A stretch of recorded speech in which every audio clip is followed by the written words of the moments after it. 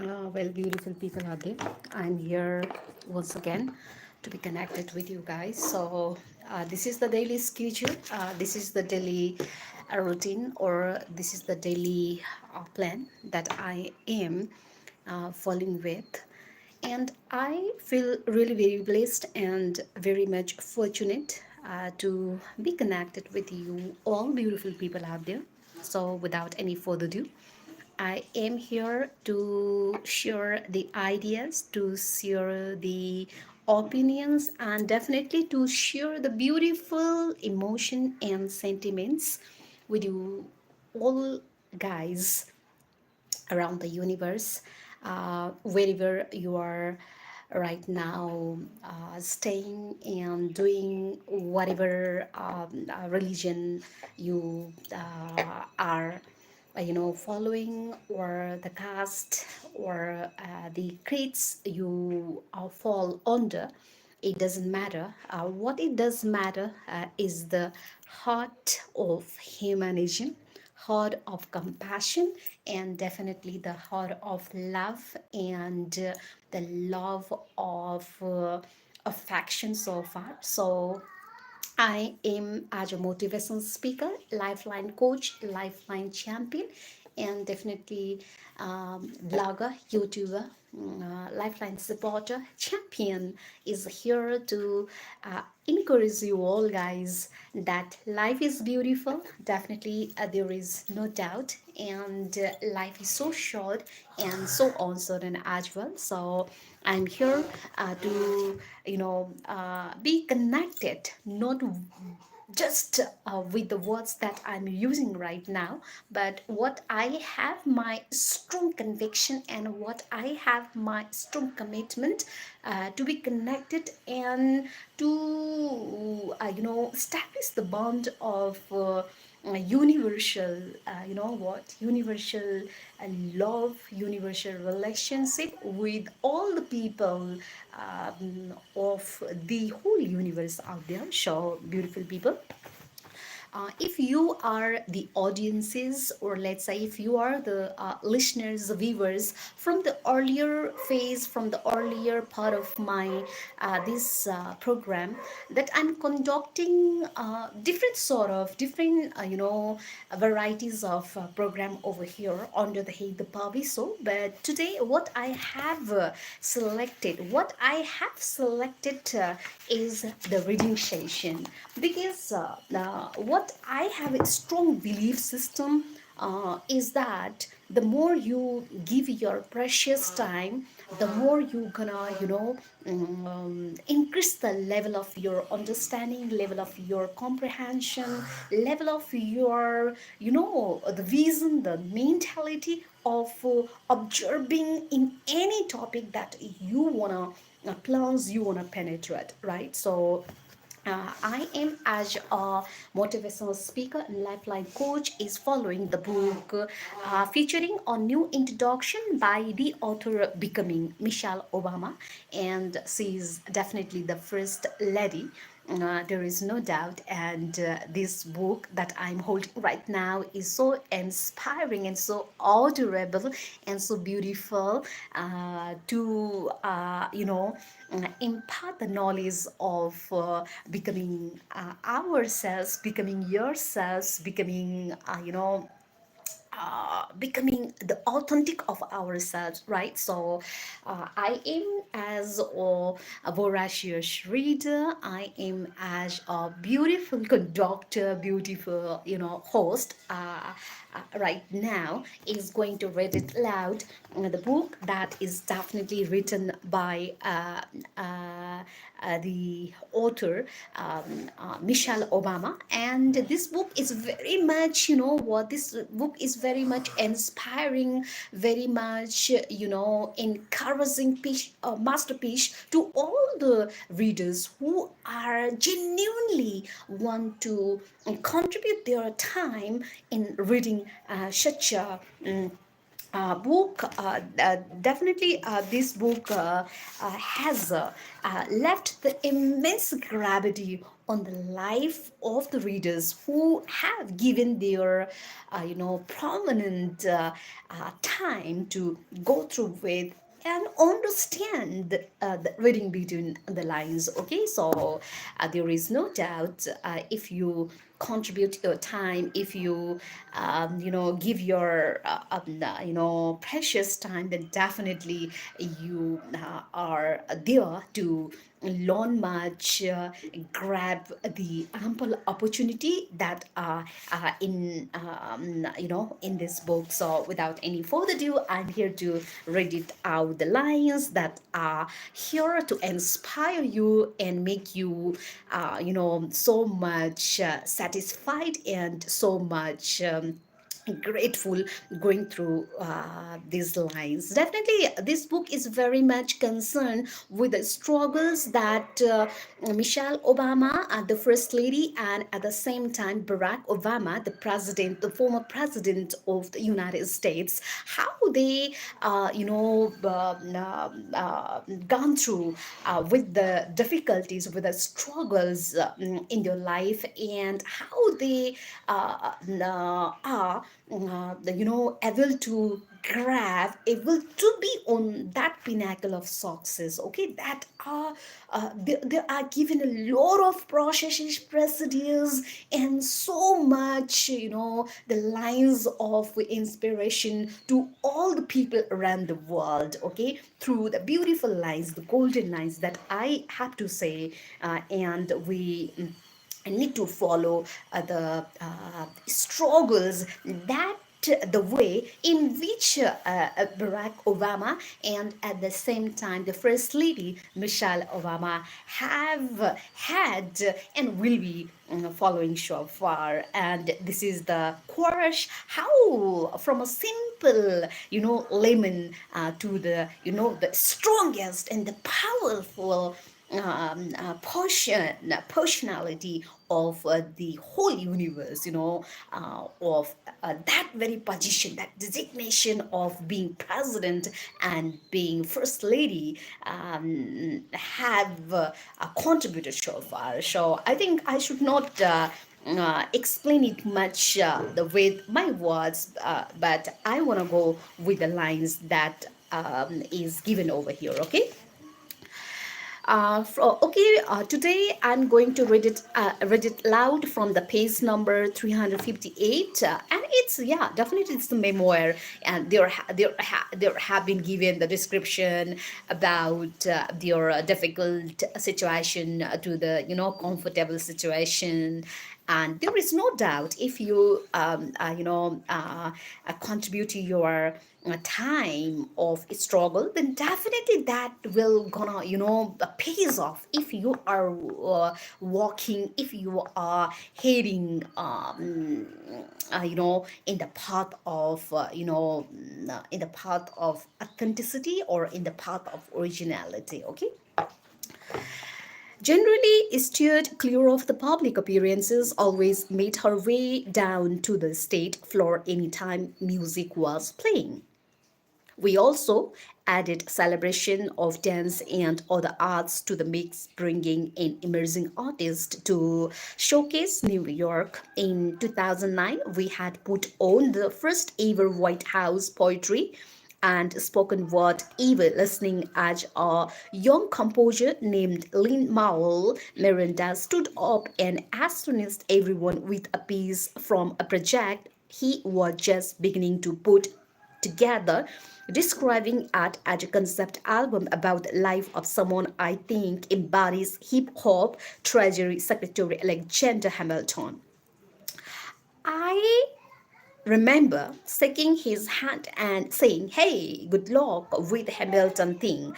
In any given day, we were exposed to so much glamour, excellence, devastation, hope. Everything lived side by side, and all the while, we had two kids trying to lead their own lives apart from what was going on at home. I did what I could to keep myself and the girls integrated into the average world. My goal was what it had always been, to find normalcy where I could to feed myself back into pockets of regular life.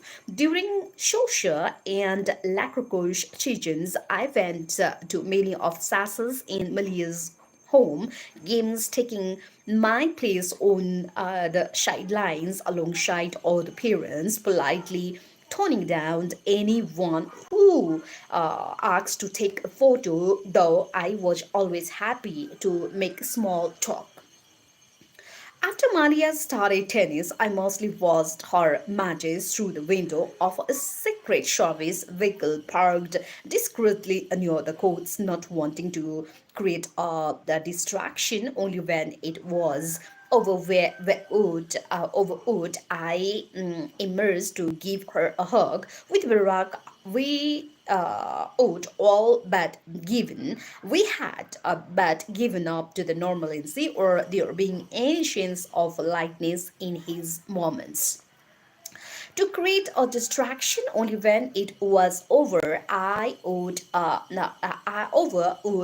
emerged to give her a hug. With Barack, we had the all but given up on normalcy or there being an sense of lightness in his moments. He attended the school functions and the girls' sporting events as he could, but his opportunities to mingle were limited, and the presence of his security detail was never soft shell. The point, in fact, was to be on shuttle to send a clear message to the world that nobody could harm the President of the United States for obvious reasons. I was glad for this, but juxtaposed against the norms of family life, it could be a little much. This same thought would occur to Malia one day as Barack and I were heading with her to one of Sasa's events at Sidwell's lower school. The three of us were crossing an open outdoor courtyard, passing a group of kindergarteners in the middle of their recess, swinging from a set of monkey bars and running round the wood chipped play area. I'm not sure if the little kids had spotted the squad of the Secret Service spinners dressed all in black and spread out across the rooftops of the school buildings with their assault rifles visible but Malia had. She looked from the snippers to the gardeners, then back to her father, giving him a changing look. Really, Dad. He said seriously, all Barack could do was smile and shrug. There was no docking the seriousness of his job, to be sure. None of us ever stepped outside the bubble. The bubble moved with each one of us individually, following our early negotiations with the Secret Service, Sasha and Malia were doing things like going to friends' bad meets was encouraged from the school phone Raja, and even hanging out at the mall, always with Azan and often with my mom tagging along, but they were now at least as mobile as their peers. Sasa's agents, including Beth Celestini and Lawrence Talkers, whom everyone called LT, had become beloved fixers at Sidwell's. Kids begged LT to post them on the swing set during rush. Families often sent in extra cupcakes for the agents when there were classroom birthday celebrations. All of us grew close to our agents over time. Princeton's Viralam led my detail, then and Alan Taylor, now who had been with me back in Campen, would later take over when we were out in the public. They were silent and hyper loud, but anytime we were backstage or on plane riders, they had loosened up, sharing stories and joking around. Stone shamefaced softies, I used to call them teasingly over all the hours we spent together and many miles traveled. We became the real family friends. I grieved their losses with them and celebrated when their kids hit significant milestones. I was always aware of the seriousness of their duties, what they were willing to sacrifice in order to keep me safe, and I never took it for granted. Like my daughters, I was cultivating a private life to go along with my official one. I had found their ways to keep a low profile when I needed to, helped by the Secret Service's willingness to be flexible rather than riding in a motorcade. I was sometimes allowed to travel in an unmarked van and with a lighter security skirt. I managed to make lightning strike shopping trips from time to time, coming and going from a place before anyone really registered I was there. After Bo expertly disemboweled or shredded every last dog toy, but for him by the staff who did out regular shopping, I personally escorted him over to PetSmart in Alexandria one morning. And for a short while, I enjoyed glorious anonymity while browsing for better chew toys as well, who was as delighted by the novelty of the outing as I was left next to me on the leash. Anytime I went somewhere without a fuss, it felt like a small victory, an exercise of free will. I was a detail person. After all, I hadn't forgotten how gratifying it could be to tick through the miniaturity of a shopping line, maybe 6 months after the paid. Smart trip, I made a giddy incognito run to the local Taza dressed in a baseball cap and sunglasses. My security detail wore shorts and sneakers and dissed their earpieces, doing their best not to stand out as they trailed me and my assistant Christine Jones through the shore. We wandered every single aisle. I selected some oil of Olay, face cream, and new toothbrushes. We got dry sets and laundry detergent for Christine, and I found a couple of games for Shasha and Malia, and for the first time in several years, I was able to pick out a card to give to Barack on our anniversary. I went home elated. Sometimes the smallest things felt huge. As time went by, I added new adventures to my routine. I started to meet friends occasionally out for dinner in restaurant or at their home. Sometimes I would go to a park and take long walks along the Potomac River. I have a gent walking ahead of and behind me on these excursions, but inconspicuously and at distance. In latter years, I would begin leaving the White House to hit a workout classes, dropping in one short cycle and solitaire studios around the city, sleeping into other room at the last minute and leaving as soon as clash was done to avoid causing disturbance. The most liberating activity of all turned out to be downhill skiing or sport with which I had little experience, but that quickly became a passion. Capital capitalizing on the usually heavy winters we had during our first 2 years in Washington. I made a few a day trips with the girls and some friends to a tiny, aptly named ski area called Liberty Mountain near Gettysburg, where we could don helmets, scarves, and goggles and blend into any crowd. Gliding down a ski slope, I was outdoors in motion and unrecognized all at once. For me, it was like flying.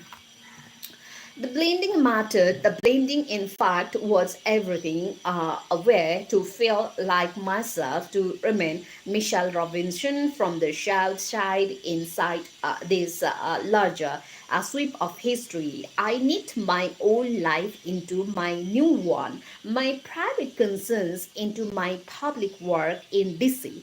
I had made a handful of new friends, a couple of the mothers of Sasa's and Malia's classmates, and a few people I had met in the course of White House duties. There were a few people I had met in the course of White House. These were the women who cared less about my last name of home address and more about who I was a person. It's funny how quickly you can tell who is there for you and who is just trying to plant some sort of flag. Barack and I sometimes talk about it with Sasa and Malia over dinner. The fact that there were people, children and adults who hovered at the edges of our friend groups, seeming a little too eager, thirsty as we called it.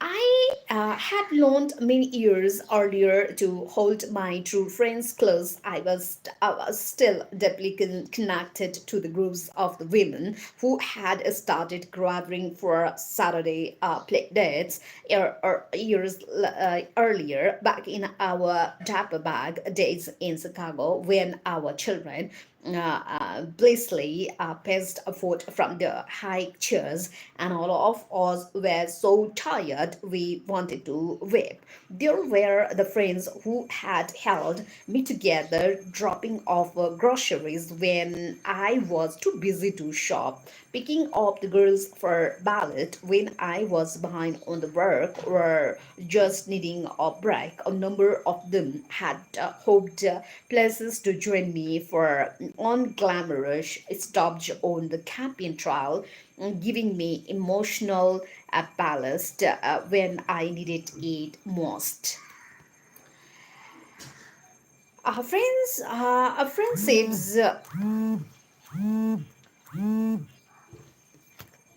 friendships between women, as any women will tell you, are built of the thousand small kindnesses like this, swept back and forth and over again. In 2011, I started making a deliberate effort to invest and reinvest in my friendships, bringing together old friends and new.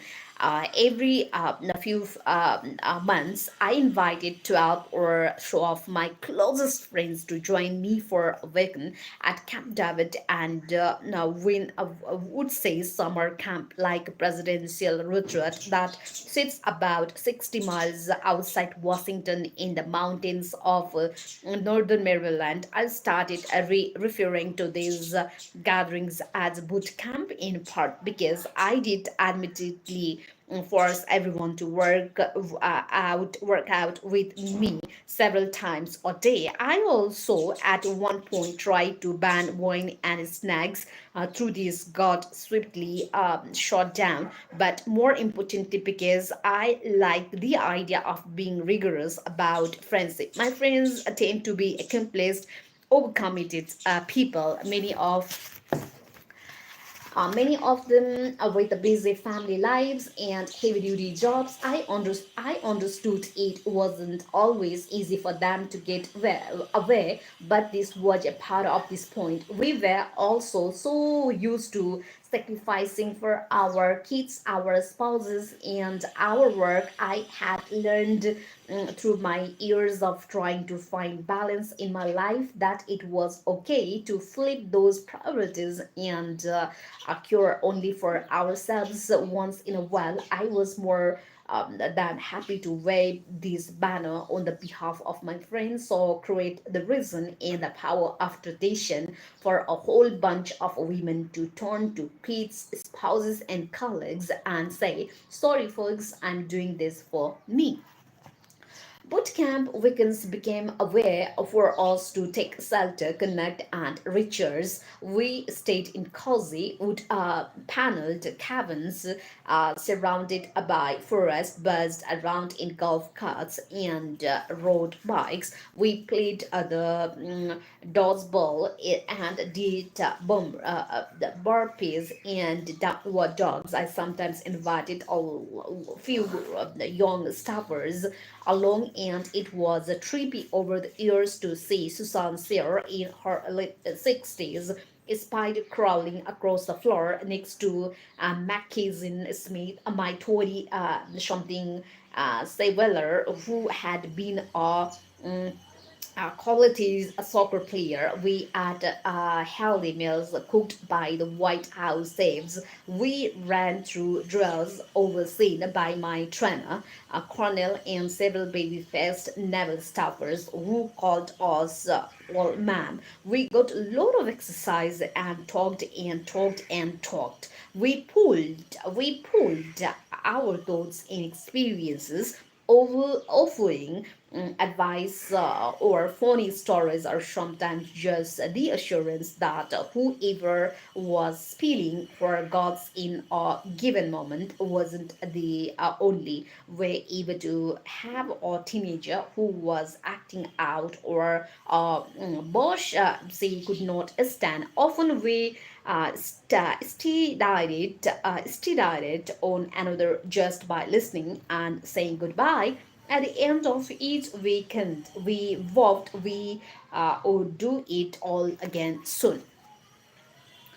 My friends made me fall as they always have and always well. They gave me a lift anytime I fell down or frustrated or had less access to Barack.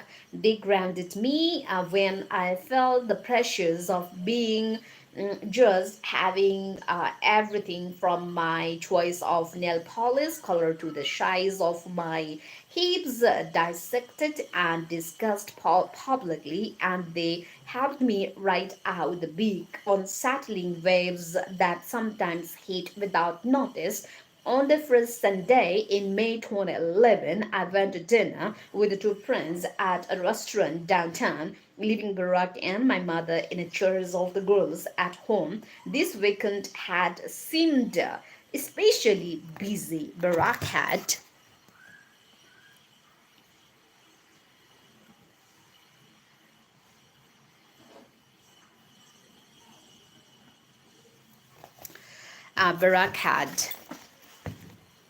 been been pulled into a flurry of the briefings that afternoon, and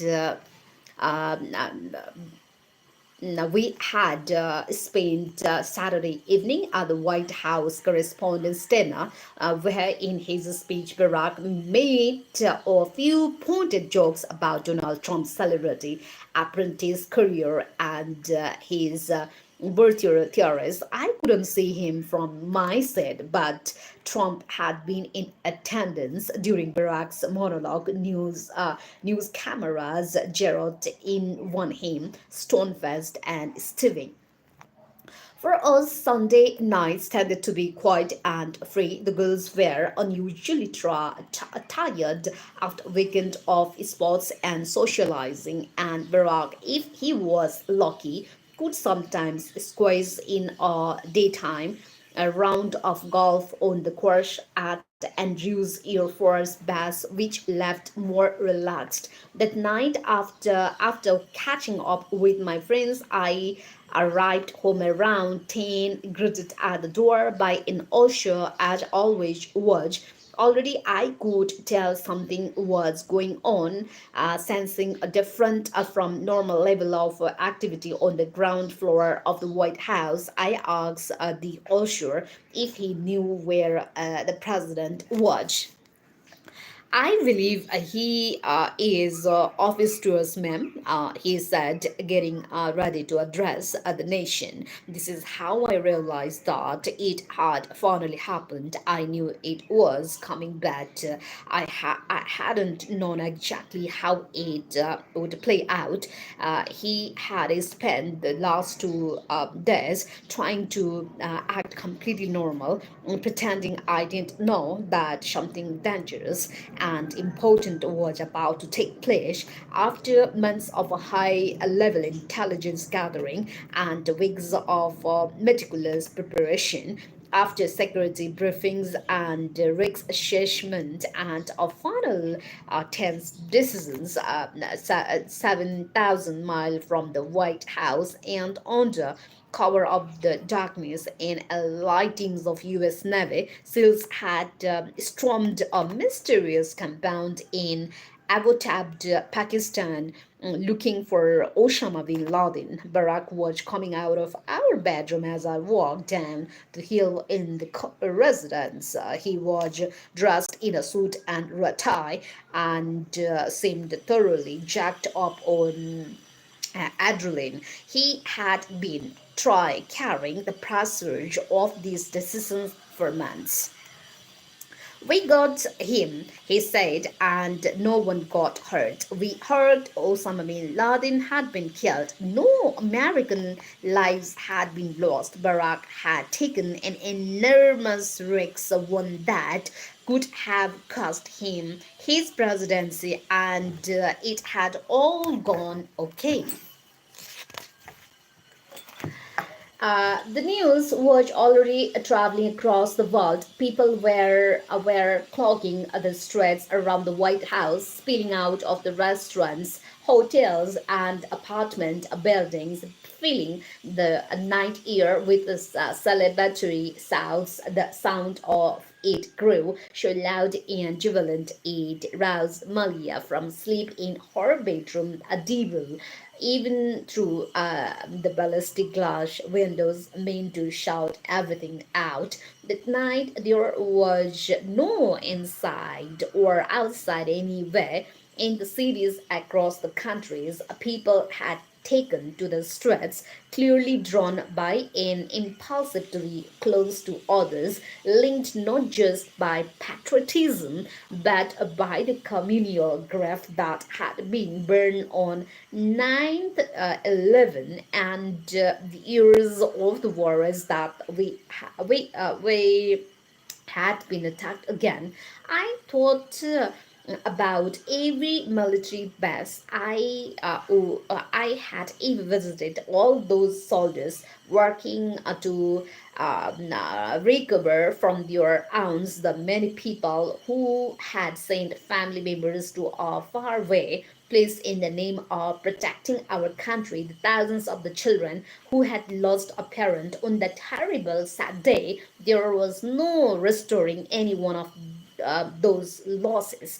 I knew nobody's death would ever replace a life. I'm not sure anyone's death is reasons to celebrate either, but what America got that night was a moment of relief, a chance to feel its one resilience. Okay, these are the lines that I have been reading from yesterday. And what is the strong commitment? What is the standpoint of coming to this life and read it loud? The book that is written by, jot down by the Michelle Obama, uh, the very powerful lady of the universe. I consider her. the because the lines that are portrayed over here are so powerful and so much so much encouraging, so much or orientate, or let's say so much inclined towards the women who definitely want to contribute their life for the sake of the countries. Okay, what are the situation they have faced when they are in the course of becoming a president and the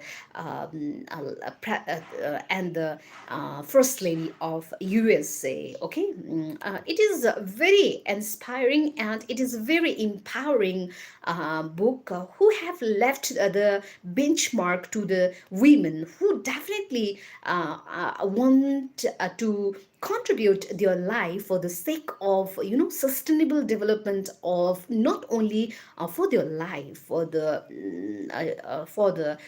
development, for the progress, and definitely for the prosperity of the nation as well. And here what are the perception, let's say, what are the gist that I had gone with the lines right now is that she has depicted the scenarios that